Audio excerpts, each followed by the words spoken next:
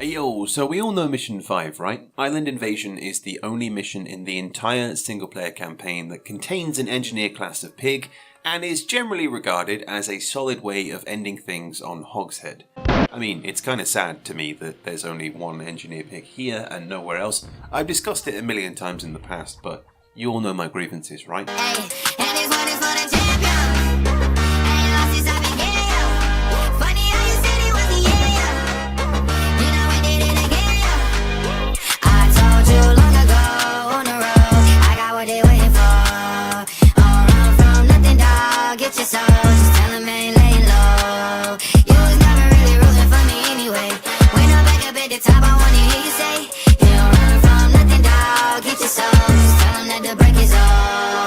But either way, you've got those two enemy gunners that are protecting the orderly, standard. You've got the scout that's chilling in the corner, and there are some secret leftover bits of code that make no sense to how you play this mission. Alright, I'll cut to the chase. We are all aware of the fact that when you kill the enemy scout or sniper in hard mode, the general then gives you a cheeky crate of airburst, right?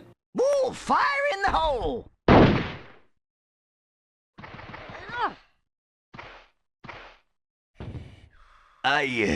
I think I'm okay, sir. My laddie boy, you destroyed exactly what you were supposed to.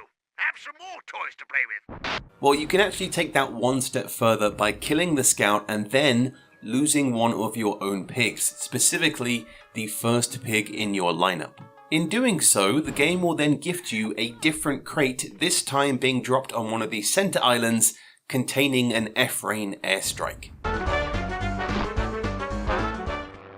Oh, please excuse me. It all happened so quickly. I am sending a few extra toys for you boys. But good work deserves a reward. Hell no. Why me? It's so weird because it feels like a leftover bit of code purely because of one of the mission briefing screens that can be seen in the alpha version, I think it was, where it mentions if you can remove this link to the mainland, then air support will become available. Now, it doesn't involve you destroying any bridges in order to gain this F-Rain, it purely involves that first pig then dying and you being gifted that crate. But bear in mind as well that it doesn't happen on any other mission. If it were more consistent, then maybe you could say, well, you know, the devs are just trying to throw some air support to you when you desperately need it because you've just lost a really important pig. But again, this isn't a consistent thing throughout the entire game, so why is it there? I do not know.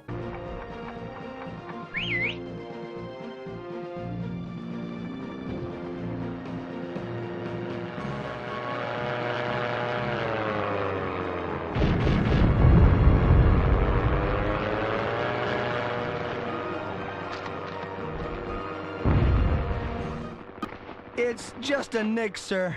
Excellent work. We'll send them home with their tails between their legs. I got my DNA test back. Turns out I'm 100% Himalayan. What's even more poignant as well is those steps where that scout needs to be killed before you then lose that first pig in order to then gain it, where it's then dropped on the center, not on the side where the scout is, in the center island, which again is why I surmise that it's something that's just kind of left over and been buried that nobody really found. But of course, as with everything in the Hogs community, we find it eventually. Shout out, of course, to Hugged Up and Caster for bringing this to my attention. It has been something that I have found in the past, but because it's just so obscure and weird, and given the existence of the survival bonus, why would you ever really need it? I guess as a pick-me-up on this final mission, bearing in mind that Mission 5, especially going into hard mode where you've got the scout becoming a sniper, he becomes a real threat. So if you manage to kill him, but then, you know, lose that first pig, I guess you have something to deal damage with to those enemy bombardiers and the medic, as they would then be upgraded to. I would much prefer it to be an airstrike, because that would be pretty sweet hitting all three of them, but either way, I guess it's something, right? Generally speaking, Mission 5 is one of my favourite missions in the entire campaign. Not up there as, like, you know, it's not quite like Chemical Compound levels, but it's like a solid B at the very least, because, again, the combination of all the classes together. In fact, this is the only time, like I say, with that Engineer Pig, that you have all the enemy classes, like the base classes of NG, Medic, Gunner, and Espionage all together on the enemy team. I've always liked the way that this map forces you to go around the long way. Like, the bridges are deliberately placed in the back portion in order for you to take the long way around to gain the health, to gain access to that scout to start damaging him. And yeah, it really just puts kind of a center point on those two gunners and orderly combo, where you can swim over there, but you will take heavy water damage unless you are on that island where the F-rain drops, in which case you do have that shorter jump across on those tiny hop, skip, and a jump bits of land, you know. And again, the health that drops in later on, and the airburst crates that are available from the far distance, it's perfect game design and the perfect way to finish off Hogshead.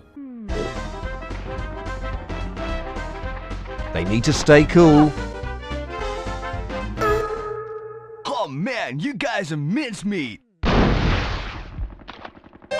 Anyhow, I hope you guys are enjoying your new year. 2025 is of course upon us, and there is plenty more to do in Hogs of War, but as you will have noticed on the channel, within the last couple of months there has been an influx of non-Hogs content, and that's a deliberate choice on my part because, well, it's a little bit of a refresher for me because it takes some of the pressure off of just making Hogs content. I mean, it was the same kind of feeling I had in the past with when I just made TF2 content, you know, it's the same sort of thing, but Hogs continues to remain at the forefront of my working both day to day and just within this community. We've achieved so much and we will continue to do so much this year, and I hope you can all stick around for it and join me as we continue this crazy journey. But have you come across this insane crate drop on Mission 5? Let me know your thoughts on everything in the comments below. Love to know what you have to say, and I'll catch you guys later for the next one.